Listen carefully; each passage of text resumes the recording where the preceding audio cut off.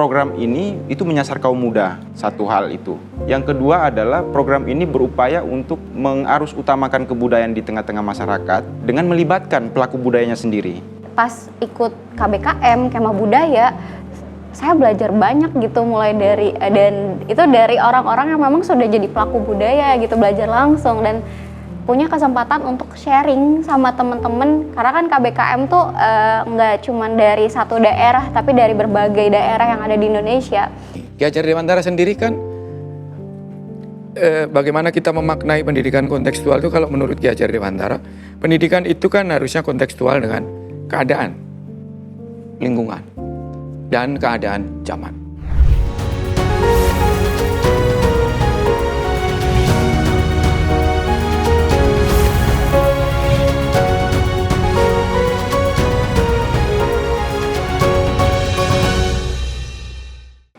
Assalamualaikum warahmatullahi wabarakatuh. Shalom, Om Swastiastu, Namo Buddhaya, salam kebajikan. Halo sahabat Dikbud, Siniar Silaturahmi Merdeka Belajar kembali lagi di bulan Mei. Artinya kita udah masuk di bulan Merdeka Belajar.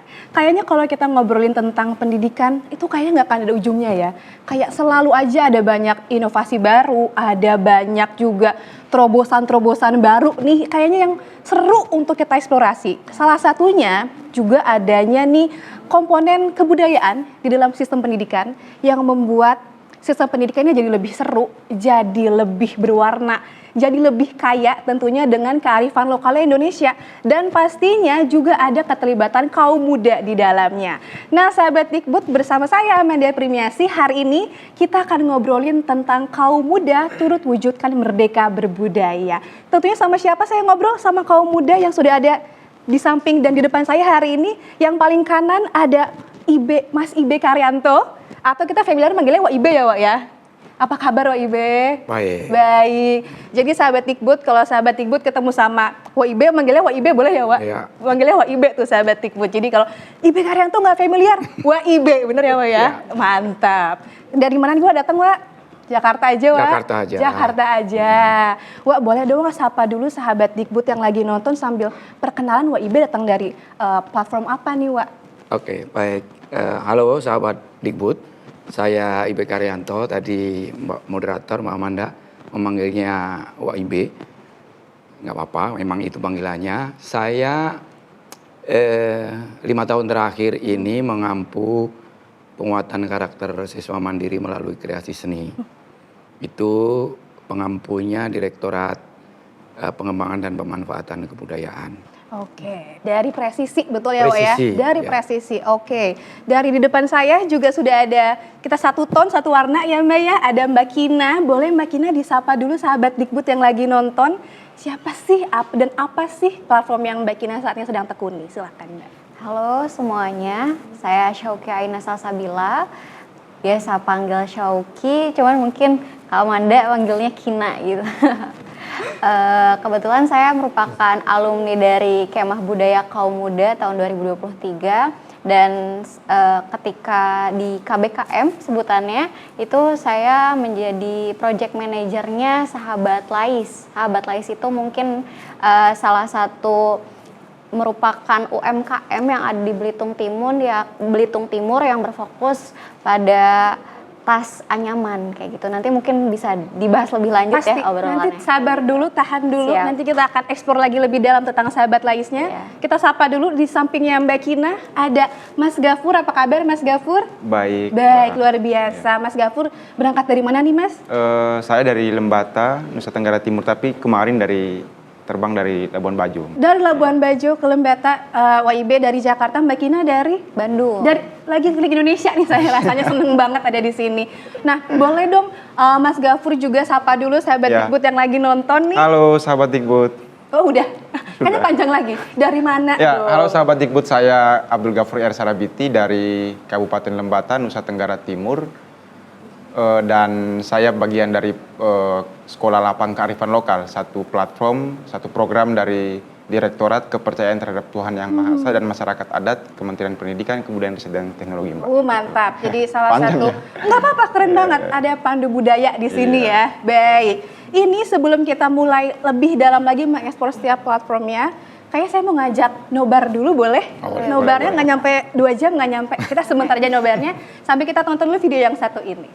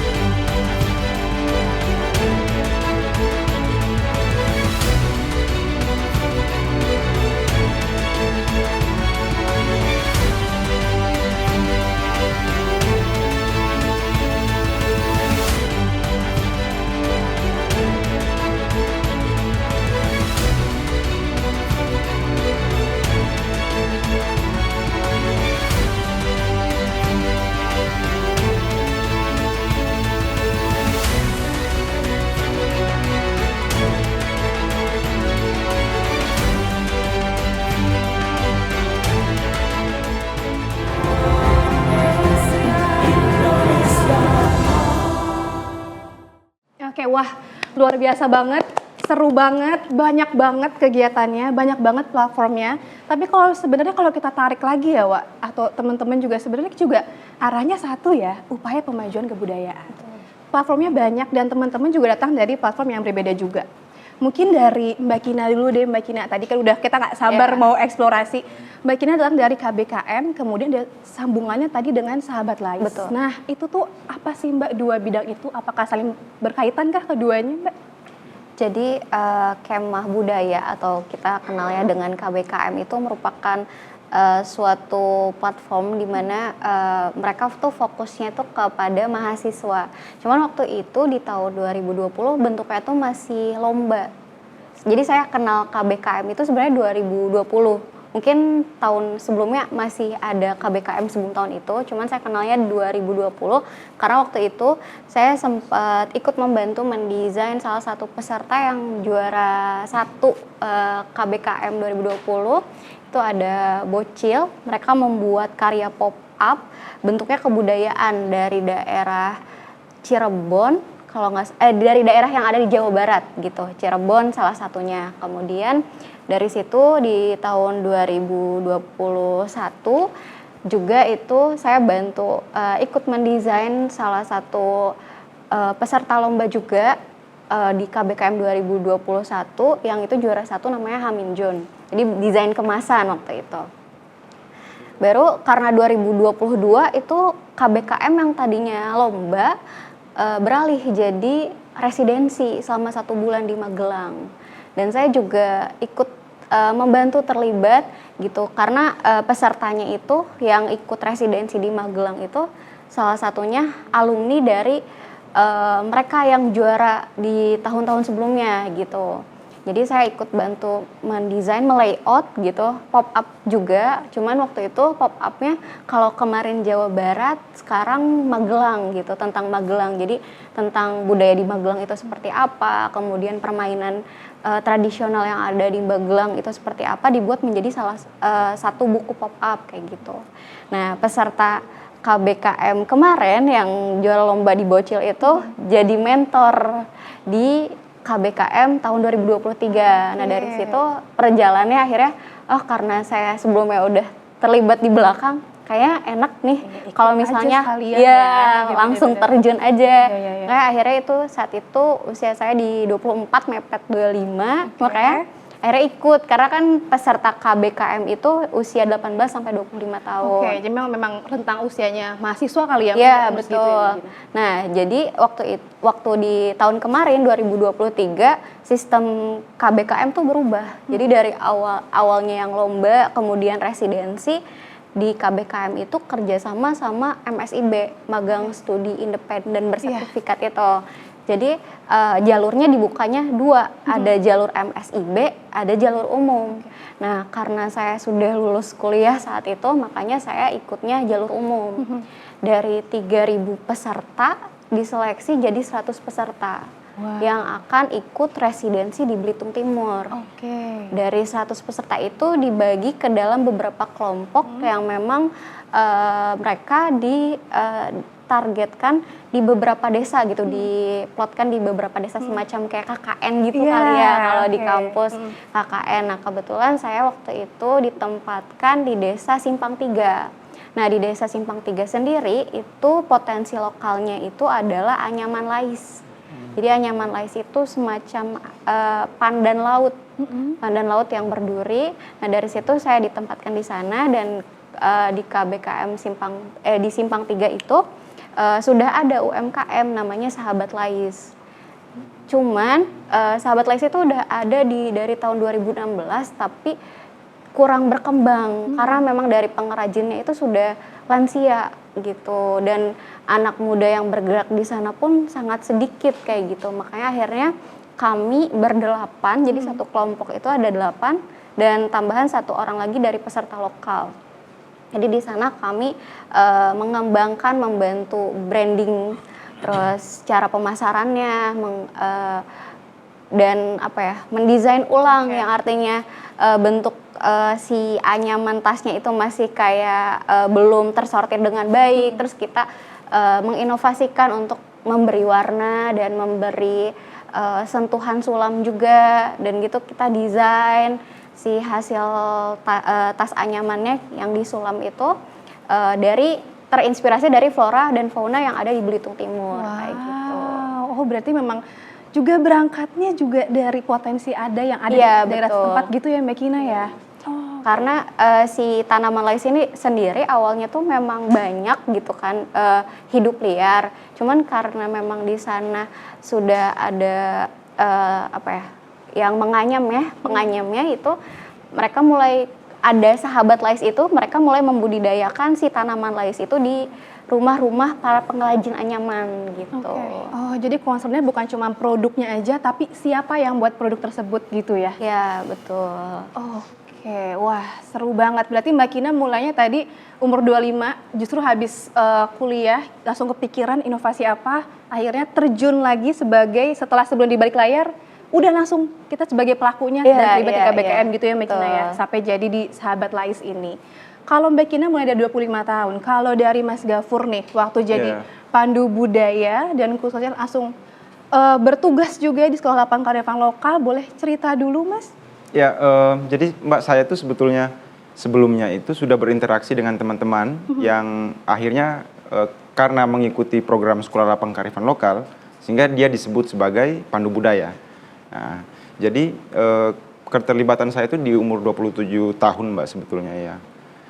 Dan teman-teman yang akhirnya juga menjadi pandu budaya itu juga di umur-umur sekitaran itulah, antara 27, 26, 28 gitu. Dan mereka-mereka ini, teman-teman ini, itu sudah lama kami berinteraksi karena saya kebetulan juga menjadi bagian dari program penggiat budaya di Direktorat Jenderal Kebudayaan, sehingga dalam konteks pandu budaya ini saya dimintalah untuk menginventarisasi teman-teman yang selama ini bergiat gitu. Nah, akhirnya kemudian menemukan teman-teman, dan saya juga kasusnya hampir sama Mbak Kina yang tadi ya, bahwa saya juga memilih akhirnya ya udah gabung aja sekalian dengan program ini. Dan di pandu budaya itu kurang lebih awalnya ada 21 orang Mbak, dan 21 orang itu saya kira adalah teman-teman muda yang memang selama ini menjadi bagian di dalam kegiatan-kegiatan kebudayaan, baik itu ritus tahunan, ritus buka lahan, ritus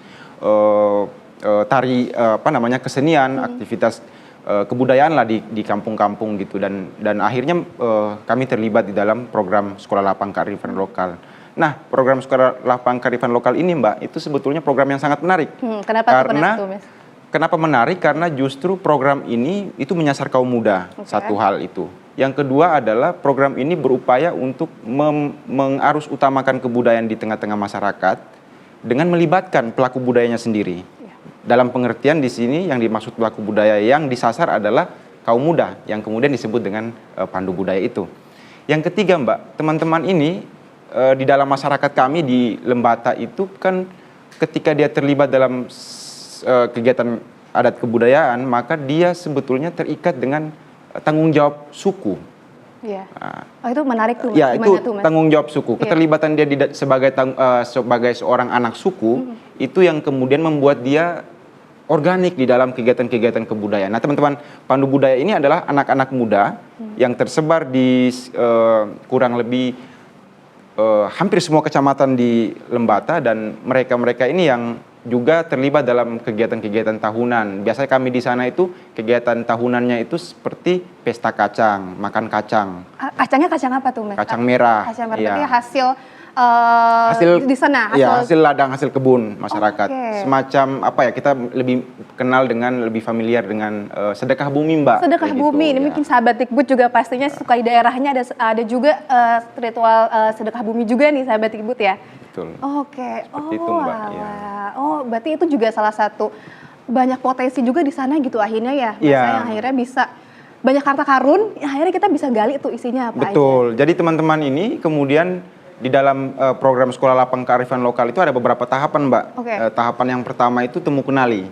Oke. Jadi tahapan temu kenali itu adalah tahapan di mana seorang pandu budaya itu bertemu dengan empu budaya. Oke. Atau kalau istilah lokal kami itu menyebutnya dengan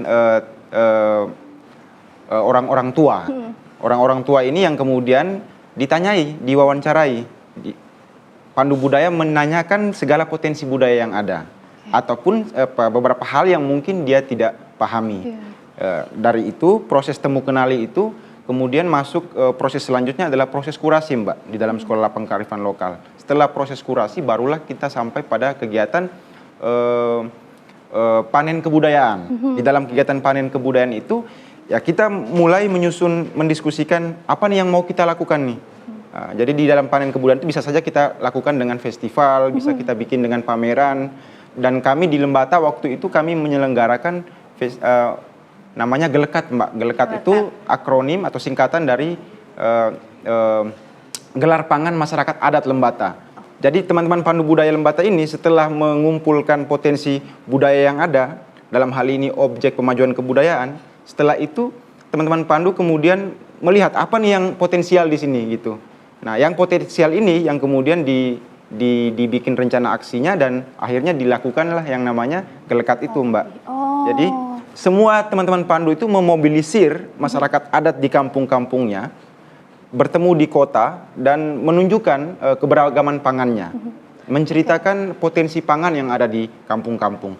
Nah, artinya dari proses Sekolah Lapang Kearifan Lokal di Kabupaten Lembata itu teman-teman pandu budaya menyimpulkan bahwa problem mendasar dari urusan pemajuan kebudayaan yang paling penting dan potensial adalah urusan pangan, Mbak. Seperti itu. Oke, Ya. ini saya seru banget Wak sebenarnya kalau misalnya ngobrolin tentang kedaulatan pangan gitu ya Wak ya. Tapi juga sempat kebahas juga tentang panen kebudayaan Wak. Panen kebudayaan kita kayaknya familiar sama Pekan Kebudayaan Nasional ya Wak ya. Yo. Sebagai salah satu kuratornya Wak, gimana Wak?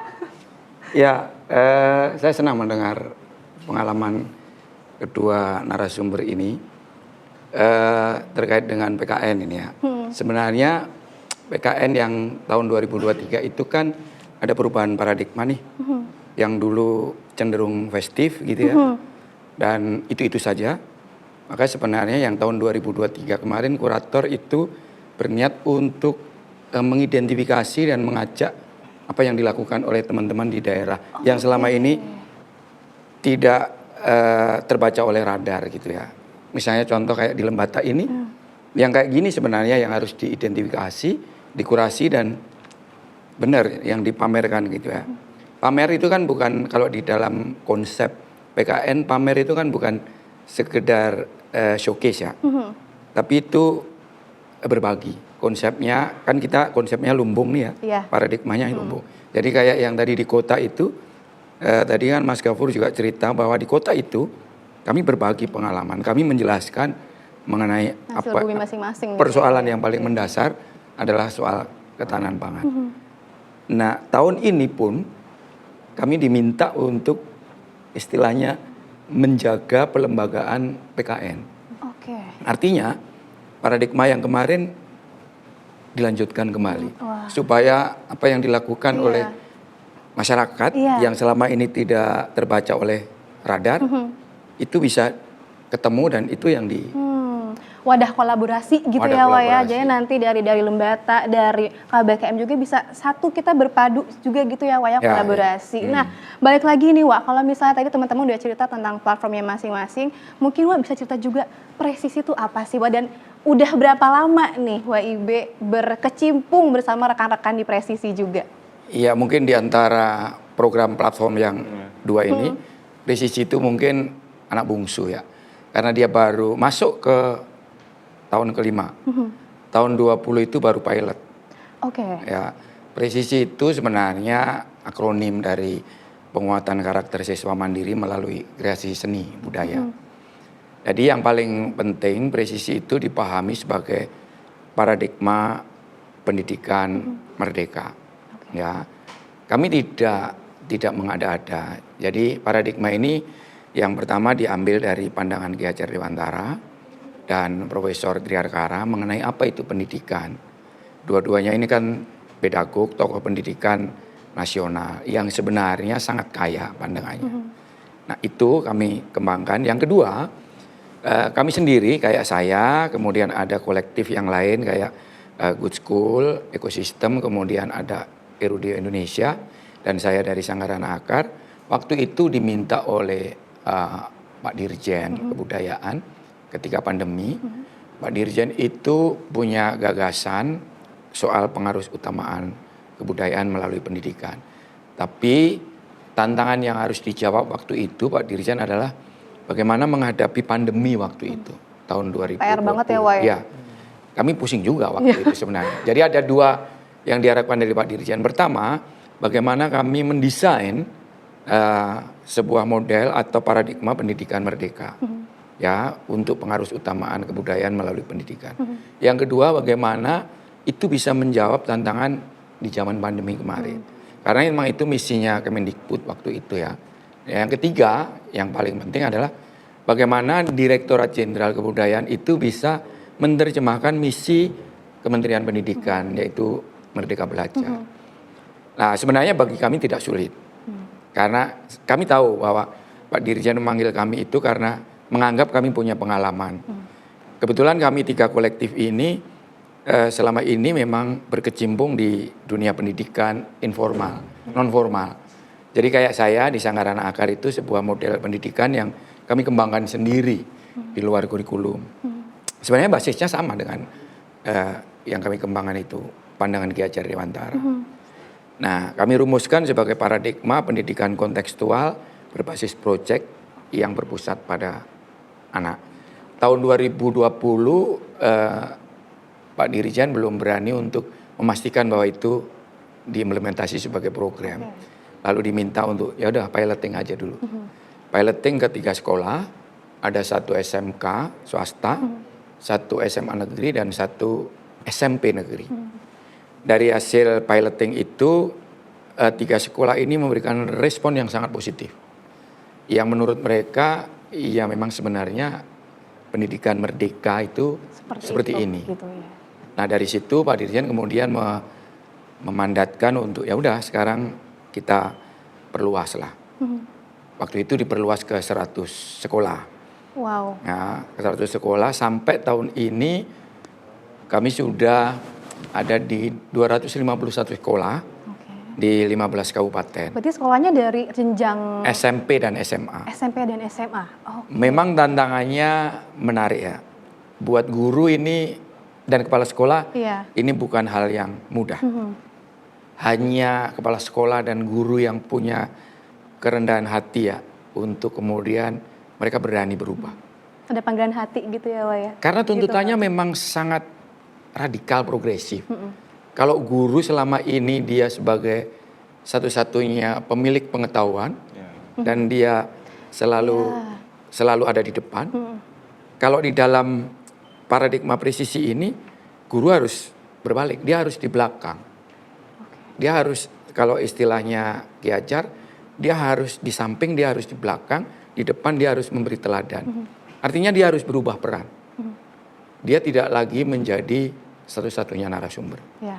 Dia harus menjadi fasilitator, dia harus menjadi motivator, dia harus menjadi coach. Ya. Karena yang utama dengan paradigma ini siswa. Siswa subjek. Jadi dimulai dari siswa mencoba merefleksikan hidupnya di lingkungan. Lalu dia melihat ada apa di lingkungan dia. Jadi pertama ini membuka kepedulian siswa pada lingkungan. Lalu dari refleksinya itu dia menemukan fenomena sosial yang ada di sekitar. Sesudah dia menemukan itu, menjadikan itu topik pembelajaran, lalu dia melakukan riset. Nah di riset inilah siswa ini belajar dari banyak narasumber.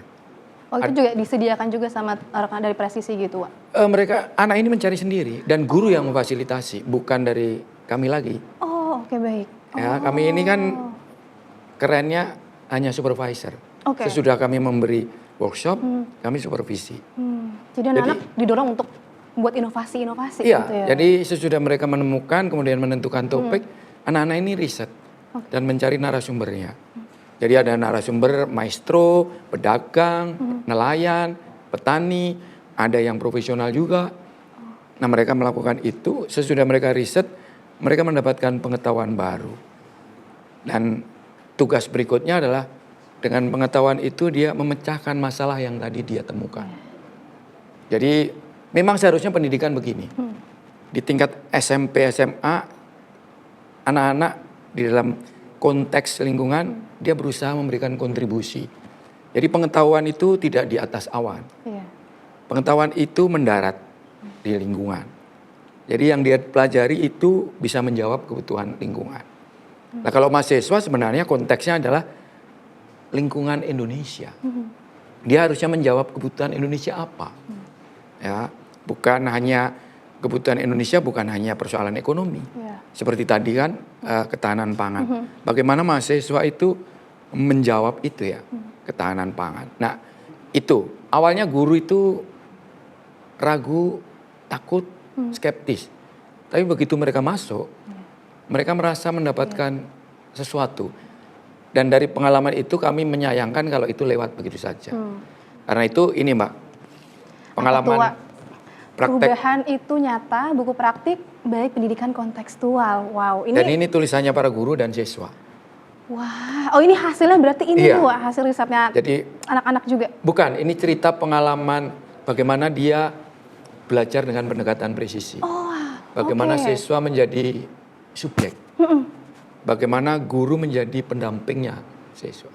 Kalau kita mau baca ceritanya berarti ada di sini ya, Wak Ada ya? di sini. Oh, Ada di sini. Ini mau bacanya caranya gimana, Wak? Dapatnya dari mana ini, Wak? Apa Iya. ada di Instagramnya Presisi, Nah Wak, ini mungkin? saya mau tunjukkan ini juga. Ini impact dari presisi pendidikan ya. Oke. Pendidikan ini sebuah organisasi yang didirikan oleh fasilitator presisi dan guru-guru di Fasilitator Magelang. presisi. Oke, Jadi jadi ada. impact-nya adalah itu.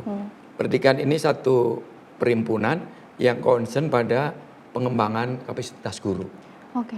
Dan dia yang menerbitkan buku ini. Ininya, oh berarti ini juga kan banyak banget ya, Wak. Mungkin ceritanya anak-anak programnya banyak, kegiatan anak-anaknya banyak, anak-anak yang terlibat juga banyak.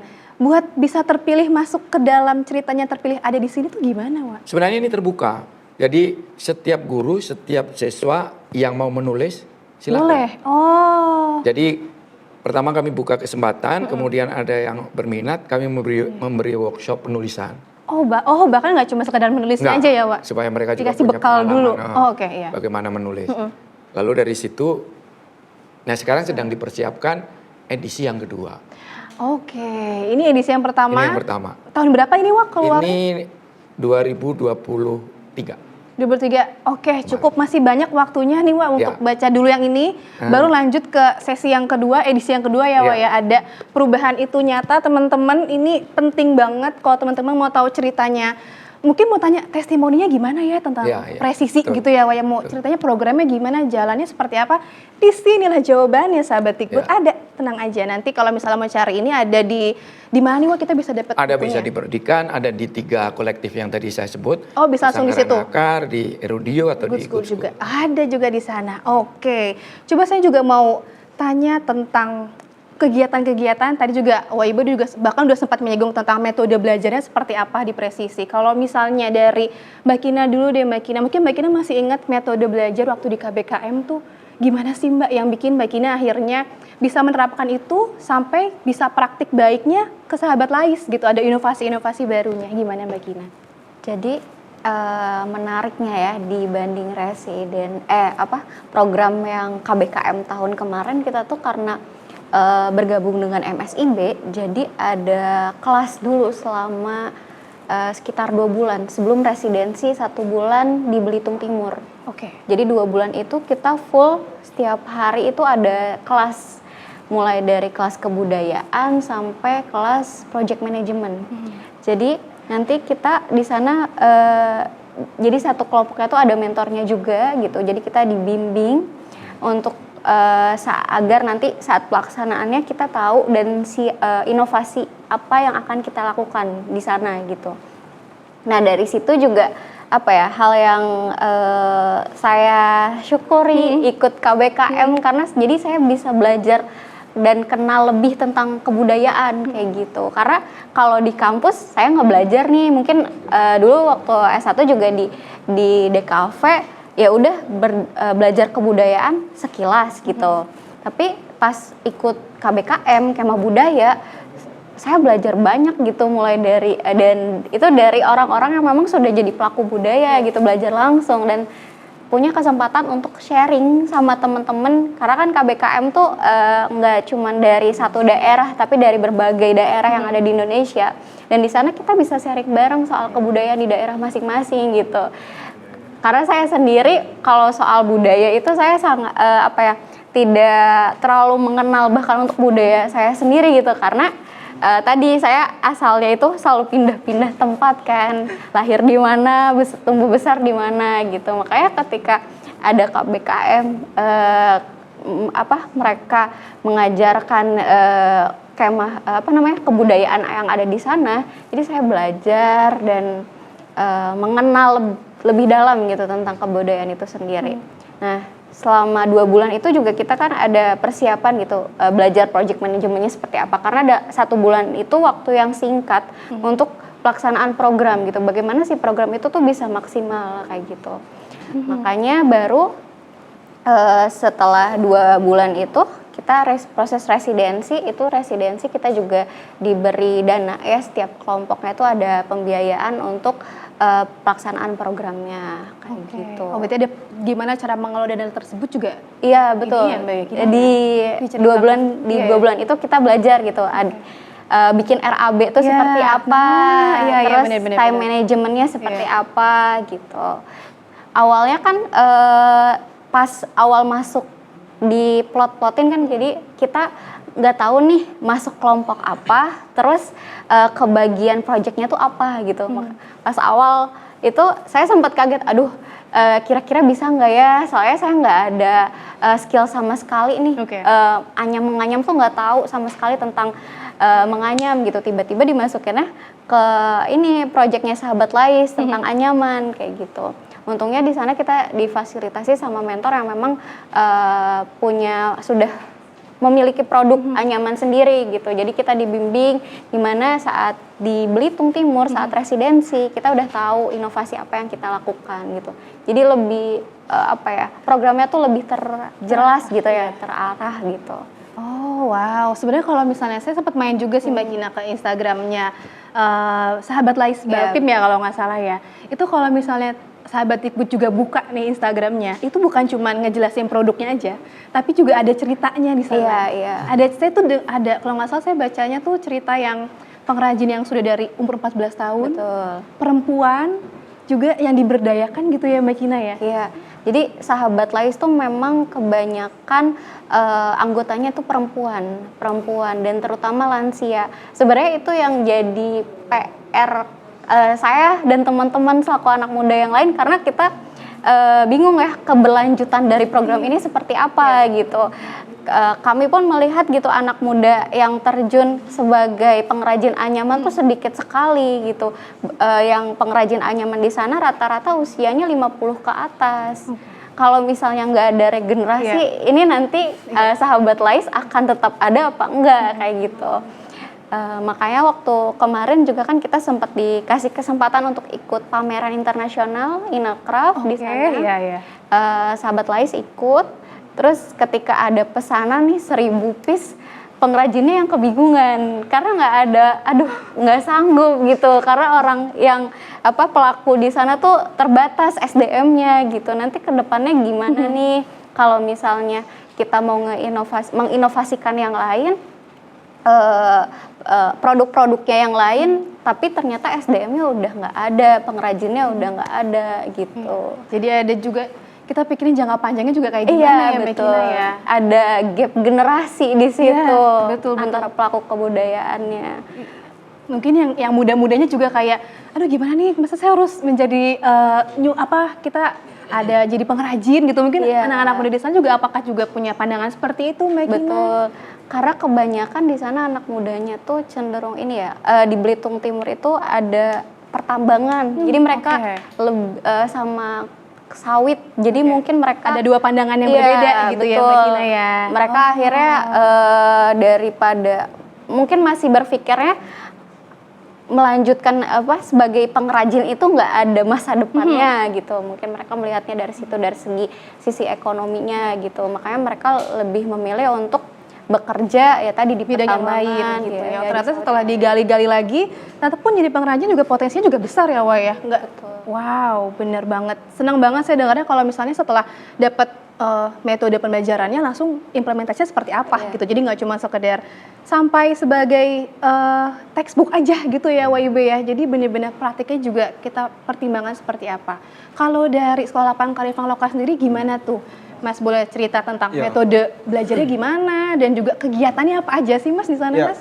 Jadi dalam proses temu kenali itu sebelum teman-teman Pandu Budaya bertemu dengan Empu Budaya, bertemu dengan Molan ya, istilah lokal kami itu Molan itu orang yang paham, orang yang tahu banyak hal tentang kebudayaan. Nah, sebelum itu teman-teman ini diberikan materi tentang konteks, jadi konteks kita hari ini gitu. Jadi dari diskusi yang disampaikan, dari materi yang disampaikan itu ternyata kita menemukan bahwa hari ini konteksnya kita menghadapi situasi krisis iklim. Hari ini kita menghadapi situasi krisis pangan. Nah, sehingga kemudian Sekolah Lapangan Kearifan Lokal, teman-teman Pandu Budaya ini dalam rangka untuk menemukan potensi yang ada itu diarahkan untuk menjawab problem yang sedang kita hadapi. Nah, problem pangan juga problem krisis iklim gitu. Dan akhirnya banyak yang ditemukan, Mbak. Jadi di Lembata itu akhirnya menemukan 199 objek pemajuan kebudayaan. Dari tahapan Sekolah Lapang itu, tahapan awal temu kenali itu. Nah, jadi metodenya sebetulnya adalah tadi ada pemateri, narasumber itu memberikan konteks dulu, menunjukkan ini loh keadaan kita hari ini Indonesia, Lembata juga hari ini seperti ini, dan seterusnya. Dan selanjutnya teman-teman Pandu ini yang melihat apa sih potensinya. Nah, selama ini. Jadi dari 99 OPK itu akhirnya kita menemukan beberapa objek yang sebetulnya fungsional, yang itu bisa menjawab problem-problem yang ada. Salah satunya adalah muro. Muro ini adalah tradisi pangan, menempatkan satu wilayah di laut sebagai lumbung pangan, yang di situ hanya bisa dibuka, hanya bisa dimanfaatkan lokasi itu ketika ada ritual untuk membuka lokasi tersebut. Ya, jadi ada satu lokasi di laut yang sudah dibikin zonanya gitu, ada zona inti, zona penyangga, dan itu akan ditutup oleh Molan tadi, oleh dukun adat, ditutup dengan ritual, mengundang seluruh suku-suku yang ada di kampung gitu. Terus selanjutnya itu ditutup dan ada sanksi adatnya ketika ada pihak tertentu atau ada masyarakat yang masuk ke dalam lokasi itu dan memanfaatkan eksploitasi secara berlebihan gitu ya, Mas ya. Pokoknya kalau sudah ditutup dengan ritual adat, maka kegiatan tidak boleh ada di lokasi itu. Dan kita menemukan bahwa kebudayaan kita sebetulnya ada banyak sekali yang itu sebetulnya bisa menjawab problem gitu. Tinggal bagaimana caranya. Nah, salah satunya itu tadi muro saya sebut. Terus ada tradisi untuk sedekah bumi yang kami sebut, ada leruweru, ada utaweru, ada gakfar, Itu intinya adalah tradisi untuk menghormati benih, tradisi untuk menghargai benih, tradisi untuk menghargai alam, leluhur dan semesta. Jadi bayangkan kita menemukan di situ teman-teman setelah mencatatkan, merefleksikan bahwa ternyata problem krisis iklim ini sebetulnya karena kita sudah terputus relasi kita dengan alam gitu kan. Dan di kebudayaan kita menemukan bahwa kita sebetulnya integral dengan alam. Kita Jadi terhubung tidak ada gitu ya, ya, kita Mas, terhubung ya. secara emosional, secara spiritual. Dan kita menemukan bahwa tradisi-tradisi itu yang menghormati benih, tradisi membuka kebun, tradisi memanen secara bersama-sama, dan bahkan di dalam tradisi makan jagung itu atau makan kacang merah di kami itu ada banyak sekali istilah, Mbak, karena kami sangat beragam bahasanya. Dan itu intinya, substansinya kami menemukan bahwa satu hal ternyata budaya pangan kita, budaya makan kita itu beragam gitu. Kita makan banyak hal karena banyak sumber pangan gitu. Karena di ladang di sana itu di satu ladang itu bisa ditanami banyak sumber pangan, ya, banyak benih gitu. Nah itu yang kami temukan bahwa kebudayaan itu fungsional. Jadi dia bisa berhubungan dengan menjawab persoalan krisis iklim, ya karena sangat ekologis, kebudayaan kita itu sebetulnya sangat ekologis. Kemudian juga sangat progresif karena justru bisa dari situ kita bisa melihat bahwa kalau kita tidak tergantung dengan pangan dari luar, itu kita tidak miskin sebetulnya. Kita punya segala-galanya di kebun, di ladang gitu. Kenapa hari-hari ini kita merasa seperti miskin? Ya karena dari hasil sekolah lapang kearifan lokal itu kami menemukan bahwa ada ketergantungan terhadap beras. Masyarakat kami tidak punya sawah, Mbak. Kami bukan seperti Pulau Jawa yang hamparan sawah kita bisa di mana-mana kan. Di kami di Lembata itu, terutama di banyak tempat di NTT itu bukan tradisi sawah gitu. Selanjutnya adalah bahwa kebudayaan pangan kami ini kami melihat tadi tergantung dengan beras problemnya. Yang kedua, problem yang lain adalah ada inferioritas. Sebagai masyarakat adat itu sudah mengalami itu. Itu kami sudah mengalami itu, di mana kalau ada tamu dari luar, ketika datang kami menjamu tamu, ada perasaan malu ketika menyajikan nasi jagung, ketika menyajikan pangan kami gitu loh. Karena yang dilihat, yang kami nonton hari-hari selama ini dari kecil adalah yang makan ya orang Indonesia yang makan nasi gitu kan. Ketika ada mbak-mbak dari Jawa gitu, ada mas-mas dari Jawa yang datang ke kami, Tiba-tiba makan ketela gitu ya ya, Mas. kami akan malu menyajikan jagung, kacang-kacangan, umbi-umbian yang ada di kami gitu. Itu problemnya, sehingga pada saat panen kebudayaan itu kami ingin menunjukkan bahwa mari sama-sama kita bangun kembali semangat kita untuk menjadi kita. Karena begini, Mbak, kami menyimpulkan bahwa kebudayaan kita, orang Lembata itu adalah apa yang kita makan. Kalau kita makan beras juga, apa yang membedakan kita dengan... Ya, ada karakter di Ya, situ ya, ada Mas, keberagaman ya? gitu Iya, kan ada dengan yang keberagaman. lain. Kalau kita semua makan beras ya problemnya kita akan kehilangan identitas, Mbak. Karena identitas orang Lembata dari hasil sekolah lapang kearifan lokal itu ditemukan bahwa identitas orang Lembata berawal dari apa yang dia makan, Mbak. Dari relasi dia dengan alam gitu. Nah, seperti itu. Jadi saya bersyukur sekali program ini juga kemudian bisa menjawab banyak hal dan fungsional gitu, Mbak. Karena setelah sekolah lapang kearifan lokal itu Pemda mulai kemudian ini kayaknya menarik nih untuk Berarti udah direplikasi mulai gitu ya, ya. menyenggol gitu ya berbagai macam Iya. pihak yang Iya, akhirnya yang gitu ada ya, gitu Mas, ya. ya. Oh, berarti ada keterlibatan juga di sana dengan banyaknya aktor-aktor lain juga yang akhirnya secara tidak langsung terlibat di dalam situ gitu ya, Mas ya. Iya, ada semacam akibat dari kegiatan Gelekat itu gelar pangan lokal masyarakat adat itu adalah semua pihak terutama Pemda ya, Mbak. Ya. Pemda mulai berpikir bahwa benar kita hari ini mengalami ketergantungan terhadap beras satu. Yang kedua, ada inferioritas pangan di kita. Kita lebih merasa merendah ketika ini. Itu buktinya, Mbak. Kalau di sini di Sulawesi, di Jawa itu kan ada makanan khasnya ya, Mbak ya. Oke, iya. Kalau Mbak ke NTT ya, jarang sekali Mbak menemukan warung-warung. Iya. Warung-warung yang menjual makanan lokalnya. Iya.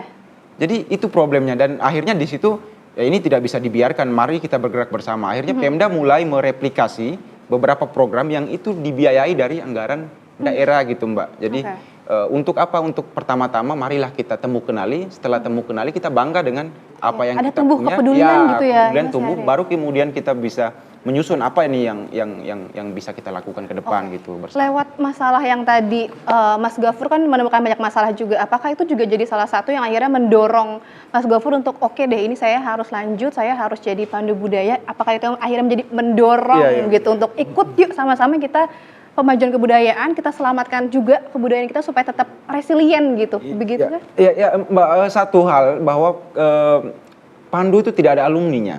Oke. Jadi pandu budaya ini, program ini menurut saya sangat penting karena akhirnya di lingkaran teman-teman yang kemudian dipredikatkan sebagai pandu budaya itu terjadi semacam apa ya? Semacam perasaan di mana ketika ada teman sesama pandu menemukan kita mengonsumsi beras putih, nasi putih gitu kan, itu ada rasa malu gitu Mbak, sampai pada titik itu gitu. Malu karena kita memperjuangkan kedaulatan pangan gitu. Kalau kita tiba-tiba ketemu teman nggak sengaja gitu di warung gitu kan, di warung Padang atau apa, bahaya ini kan. Nah, ya. Kamu tak berkhianat. Iya, kamu berkhianat terhadap pangan kamu gitu. Sampai ke titik itu Mbak. Jadi pandu budaya itu saya kira sangat melekat di teman-teman yang terlibat di urusan. Iya benar. Kalau dari Mbak Kina sendiri gimana Mbak Kina? Kayak ini kan juga nggak tiba-tiba ya Mbak. Bahkan Mbak Kina juga sempat lihat kalau misalnya sekarang anak-anak lebih cenderungnya lebih ya udah deh yang jadi aja deh, yang udah jelas kerjanya kayak gimana gitu. Mungkin Mbak Kina apa yang mendorong Mbak Kina akhirnya ya udah deh yuk aku ikutan, aku mau jadi apa sebutannya agent of change, agen perubahan supaya ya kebudayaan kita tetap lestari gitu. Apa tuh Mbak? Karena mungkin sebenarnya long story short gitu. Aku udah mulai terlibat di kebudayaan sendiri tuh udah dari tahun 2019. Jadi waktu itu aku lagi ada program volunteer di Karimun Jawa. Di sana tuh ternyata ada macam-macam budaya gitu. Ada Bugis, Madura, ada Jawa. Jadi dalam satu pulau itu ada 3 budaya. Itu kegiatan volunteernya ngajar kah Mbak? Ada 3 subsektor gitu. Dan kebetulan waktu itu aku memegang ekonomi pariwisata. Nah, Karimun Jawa kan sudah terkenal dengan pariwisatanya. Cuma ada yang unik ketika terjun langsung di sana, aku menemukan kayak beberapa tadi ada budaya Jawanya, ada Bugisnya, ada Maduranya. Makanya waktu itu karena agendanya hanya 2 minggu, jadi apa ya yang kira-kira kita mau memperlihatkan budaya yang ada di sana. Akhirnya kami sepakat untuk membuat semacam festival budaya kecil-kecilan di daerah mereka agar bisa memperlihatkan ke warga-warga di sana, terutama kalau ternyata mereka punya 3 suku, 3 kebudayaan yang mereka bisa banggakan gitu. Karena sebelumnya ada gap antar suku tersebut gitu, ada gap antar budaya tersebut. Makanya ketika disatukan dalam satu festival tersebut, jadi bisa kita lihat nih keberagamannya, Jawa seperti apa, kemudian Madura seperti apa, Bugis itu seperti apa, kayak gitu. Makanya berangkat dari situ, coba mempelajari budaya, terus yang saya lihat juga apalagi saat pandemi kemarin minat anak muda terhadap kebudayaan itu menurun gitu. Dan yang tadi sempat aku singgung juga adanya gap umur pelaku kebudayaan yang aku lihat di situ, di mana anak muda yang memang peduli dan terjun secara langsung sebagai pelaku budaya itu hanya sekitar 4%. Sedangkan sisanya itu orang dewasa tuh sekitar 20%. Terus yang dilihat dari grafik yang aku baca juga itu pelaku budayanya cuma sekitar 0,49%, sedangkan sisanya sebanyak 99% itu tuh mereka tidak menjadi pelaku budaya gitu. Mereka yang mungkin nggak terlalu peduli gitu sama kebudayaan itu sendiri gitu. Jadi ada apalagi yang kemarin yang sempat mungkin tadi makanya sempat disinggung kalau ada penurunan tadi saat pandemi. Ada PR juga mungkin saat pandemi orang-orang cenderung di rumah dan lihat sosmed, dan kebanyakan sosmed kan menampilkan apa ya, siaran-siaran budaya mungkin luar negeri gitu, budaya-budaya luar kayak gitu. Makanya ya tadi paparan sosmed salah satunya yang mungkin mempengaruhi tersebut kali ya. Jadi dari situ ada terbentuk kesadaran mungkin ya, pada akhirnya salah satu motivasi juga mungkin ya kenapa akhirnya memutuskan untuk oh oke nih aku ikut KBKM kayak. Oh seru banget. Berarti emang berangkat dari ngelihat masalah yang ada di sekitar. Iya, Gitu betul. juga ya Mbak ya. Nah Wak, ini kan tadi juga Mbak Kina sempat nyinggung juga nih kalau misalnya karakter yang anak-anak sekarang mungkinnya lebih pengennya yang ya udah deh Wak, yang jobnya ada aja deh, yang kelihatan aja deh Wak gitu. Jadi mungkin anak-anak dari segi inovasinya mungkin perlu untuk kita apa ya Wak, dorong lagi gitu. Nah WIB kan juga udah berkecimpung untuk kebudayaan juga untuk dalam misi pemajuan kebudayaan kan udah panjang juga ya Wak. Gimana WIB untuk ngelihat situasi seperti itu gitu Wak? Dan apa harapan WIB untuk anak-anak muda zaman sekarang nih, kaum generasi muda yang mungkin masih terpatri pandangannya untuk hal-hal yang masih kebudayaan tuh ya bentuknya kotak aja gitu Wak. Gimana Wak? Iya, panjang memang perjalanan saya, lebih dari separuh umur saya.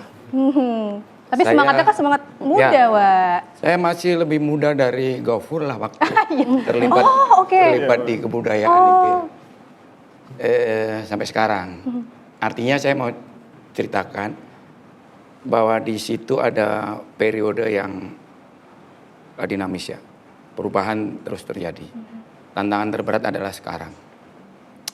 Tantangan terberat sekarang itu bukan hanya soal persoalan infiltrasi macam-macam pangan, tapi juga teknologi dan lain sebagainya. Itu saya rasakan.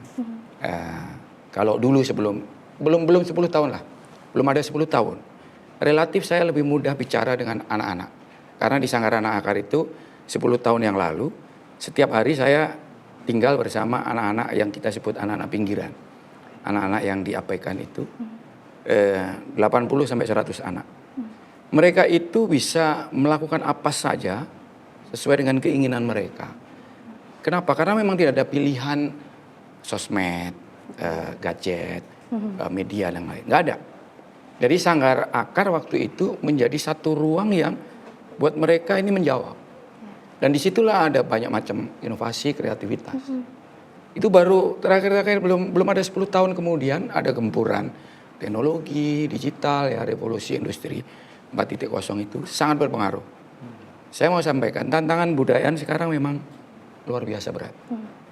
Akan cenderung orang menjadi lebih berpikir pragmatis saja. Nah, ini tantangan pendidikan kita.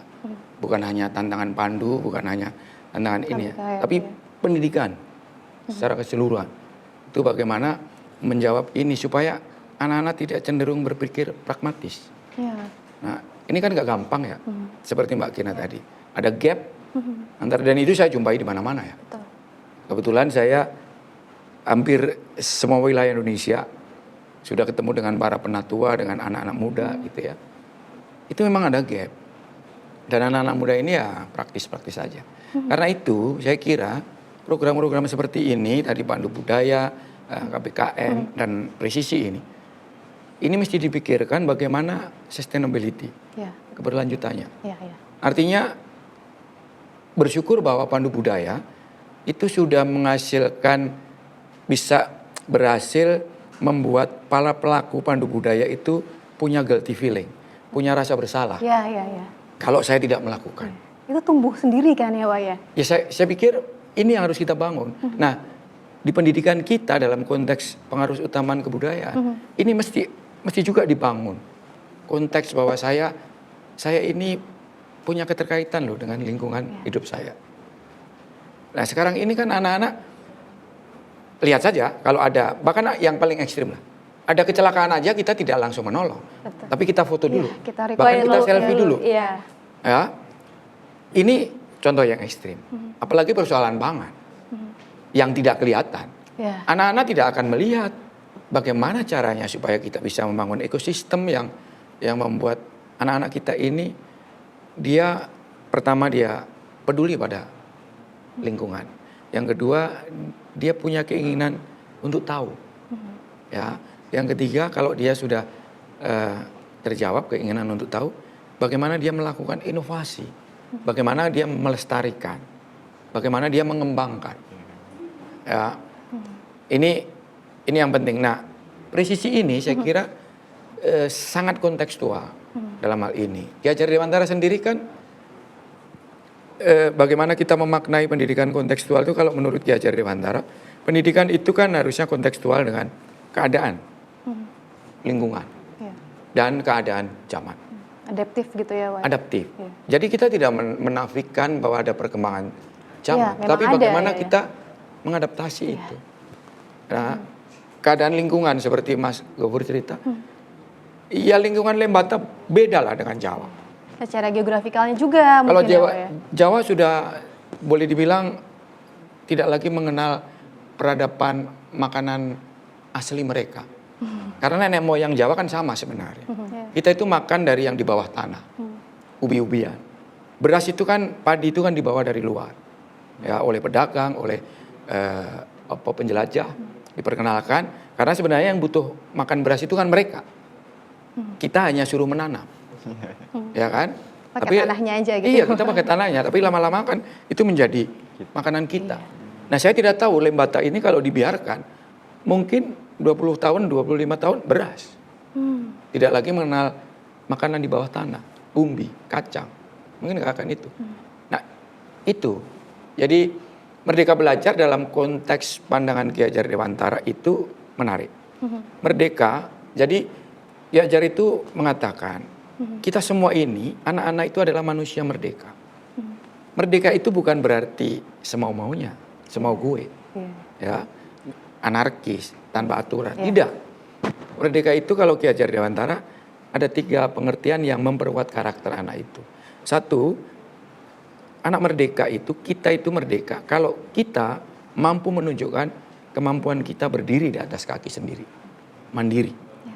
Ya. Yang kedua, merdeka itu artinya kita tidak terperintah. Artinya kita mendengarkan suara hati kita. Kita melihat apa yang terjadi dan kita memutuskan sendiri. Bukan karena disuruh. Termasuk teknologi itu adalah menyuruh kita. Jadi anak-anak itu kan semua mengikut itu. Bayangannya seperti kawanan bebek gitu ya. Iya, jadi ikut Yang aja ikut hidupnya ke depannya gimana. Dia tidak merdeka dalam hal itu. Kalau merdeka dia bisa bijak menggunakan itu. Nah yang terakhir nih yang penting. Merdeka, manusia merdeka itu artinya dia bisa menjaga tertib hidupnya bersama dengan lingkungannya. Jadi ada muatan etis di dalam pengertian manusia merdeka itu. Nah, Merdeka Belajar harus kita maknai itu, menjadikan anak ini tahu bahwa saya manusia merdeka. Saya bertanggung jawab pada diri saya sendiri, tapi saya juga bertanggung jawab pada lingkungan. Kalau memakai bahasanya Profesor Nikolaus Triarkara yang juga menjadi paradigma ini, itu pendidikan itu ada 2 tujuan. 1 itu memanusiawikan diri kita sebagai manusia, artinya kita mengembangkan, menghargai, menghormati kita ini sebagai human yang penuh dengan talenta. Itu namanya humanisasi. Kita memanusiakan diri kita. Nah yang kedua, itu adalah bagaimana kita memanusiawikan lingkungan. Termasuk yang Mas Gafur, Mbak Kina, itu tindakan memanusiawikan lingkungan. Bagaimana lingkungan itu tidak diabaikan oleh teknologi yang baru, kebudayaan yang masuk, tapi dia memanusiawikan. Itu namanya humanisasi. Jadi inilah, saya sengaja memakai pendekatan Triarkara dan Ki Hajar karena 2 tokoh ini saling melengkapi. Nah, bagaimana ini Mbak? Kita semua, sahabat Dikbud ini juga mulai memikirkan bagaimana membangun ekosistem yang bisa berkelanjutan. Nah tujuan ini kan salah satunya presisi itu memperluas ekosistem pendidikan. Bukan hanya di sekolah, tetapi dengan lingkungan sekitar. Itu adalah ekosistem pendidikan. Bagaimana orang tua, bagaimana masyarakat, bagaimana kekayaan yang ada di sekitar. Saya kira itu poin yang ingin saya sampaikan ya. Pengertian Merdeka Belajar dari perspektif atau dari pandangan Ki Hajar Dewantara itu. Bagaimana kita bersama-sama dengan menyadari diri untuk membangun ekosistem. Kadang-kadang kita juga suka lupa ya, Wak. Kita memanusiakan diri sendiri tapi tidak memanusiakan orang lainnya. Yang terjadi sekarang begitu. Oke, wah luar biasa sekali cerita hari ini. Mungkin sebelum kita tutup diskusi kita, saya juga mau denger dong mungkin harapannya tentang platform masing-masing maunya ke depannya seperti apa sih gitu. Apakah Apakah ini perlu dilanjutkan atau ini perlu ada inovasi baru mungkin dari Mbak Kina? Kalau untuk kemah budaya tentu perlu dilanjutkan ya, karena pendekatan kemah budaya pun udah sesuai menurut saya ya, apalagi dengan bergabung dengan MSIB tadi. Terus mungkin karena melihat adanya tentang keberlanjutan program dari sisi ketika kan kita udah residensi nih 1 bulan, karena kita berbagai dari macam daerah, habis itu udah selesai gitu. Sedangkan ternyata di lokasinya di tempat kita residensi gitu, kemarin yang di Simpang 3 yang melanjutkan nanti siapa gitu, karena kan kita udah nggak di sana gitu. Makanya mungkin harapannya ketika KBKM di tahun ini mungkin ada lagi, itu dilibatkan juga peserta lokalnya nggak cuma 1. Tapi memang misalnya setengahnya dari peserta umum kayak kita, sisanya dari peserta lokal.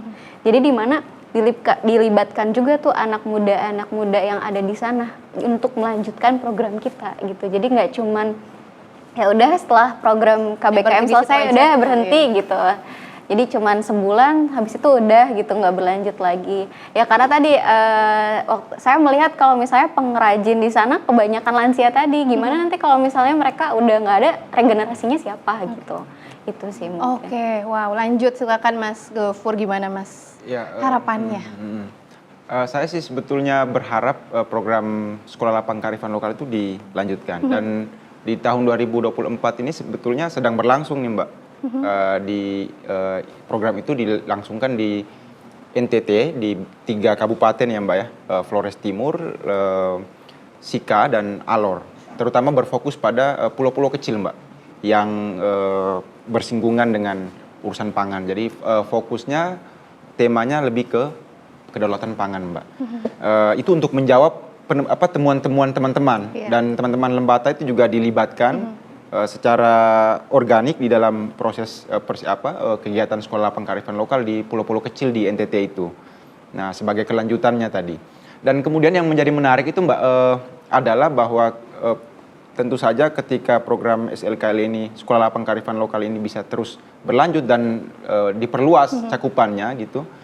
Kita berharap teman-teman yang sudah tidak lagi ada program dari top down ini juga bisa menjemput banyak program yang ada di Kemendikbud kan Mbak, ada Dana Indonesia, ada fasilitasi pemajuan kebudayaan di Balai Pelestarian Kebudayaan gitu kan, dan itu bisa jadi semacam cara untuk bisa mempermudah gerakan-gerakan teman-teman di bawah, untuk bisa menggerakkan lebih banyak orang, untuk bisa melibatkan lebih banyak pihak untuk ya itu tadi menjawab problem. Jadi kita berharap program ini lanjut, Sekolah Lapang Kearifan Lokal ini tetap berlanjut, dan teman-teman ini bisa mengakses banyak program-program lainnya agar kita tidak berhenti setelah program pergi, kita juga berhenti gitu. Masih banyak pilihan program lain yang bisa bisa diikuti lagi. Lanjut WIB, harapannya untuk presisi ke depannya? Iya, kalau mau dilanjut sih ya harus sih ini tapi keren maksud banget. saya sustainability ini kan harusnya program ini didesain, setiap program itu didesain ada exit strategi yang kemudian si beneficiaries, penerima manfaat itu bisa melanjutkan. Betul. Itu mesti harus kalau mau membuat sebuah program ya. Pemerintah itu kan fasilitator ya, dia hanya memfasilitasi saja. Maka yang harus maju itu masyarakatnya. Saya senang mendengar Gofur tadi ya, bahwa dia menginternalisasi nilai pandu budaya itu. Nah, harusnya seperti itu. Artinya program didesain sedemikian rupa, kemudian pandu dan teman-teman itu difasilitasi ketika dia program ini mau exit strategi ya, mau lepas gitu. Sehingga nanti pandu dan teman-teman nggak ada program ini tetap jalan kok. Bisa. Nah, presisi ini sebenarnya juga kita mengharapkan begitu. Nah, yang bagus ada beberapa sekolah yang kemudian inisiatif sendiri itu menjadikan paradigma presisi ini sebagai paradigma kurikulum operasional sekolah. Justru nah, yang tumbuh begini, inovasi gitu ya, Pak ya. Ini yang menarik ya, seperti ini yang kami pengenkan ke depan ini, si beneficiaries ini, penerima manfaat ini, dia yang kemudian berinisiatif mengembangkan bergerak sendiri. juga akhirnya ya, Pak. Termasuk seperti ini, perkumpulan perhimpunan pendidikan ini kan guru dan fasilitator yang mereka membuat perhimpunan untuk melanjutkan apa yang bisa mereka lakukan. Harapan kita sih begitu Mbak. Wah, luar biasa. Semoga apa yang kita harapkan, apa yang kita cita-citakan ini juga bisa tercapai karena tentu dampaknya juga kita rasakan sendiri, Ya. begitu ya. Terima kasih banyak WIB, terima kasih banyak Mas Gafur, terima kasih banyak Mbak Kina sudah berbagi banyak informasi hari ini. Saya pribadi juga rasanya langsung, wow, ternyata pengaruh utamaan kebudayaan dalam pendidikan tuh banyak caranya dan juga memang harus dilakukan karena dampaknya sebesar itu sampai ke akarnya gitu. Wah, luar biasa. Terima kasih banyak. Tentunya terima kasih banyak juga untuk sahabat Dikbud yang sudah nonton dari awal hingga akhir episode kali ini. Tentunya habis dari episode ini langsung mikir nih, inovasi apa nih? Saya mikirnya apa ya, ide apa ya, ikut program yang mana ya? Programnya banyak, tentunya akan berdampak dan bermanfaat untuk kita sama-sama memajukan pemajuan kebudayaan Indonesia. Terima kasih banyak sahabat Dikbud, terima kasih banyak para narasumber. Tentunya kita masih ada episode selanjutnya, pastinya hanya ada di YouTube-nya Kemdikbud Ristek Republik Indonesia nih sahabat Dikbud, silahkan mampir, habis ini masih ada episode selanjutnya dan mari bergerak bersama lanjutkan Merdeka Belajar. Wassalamualaikum warahmatullahi wabarakatuh.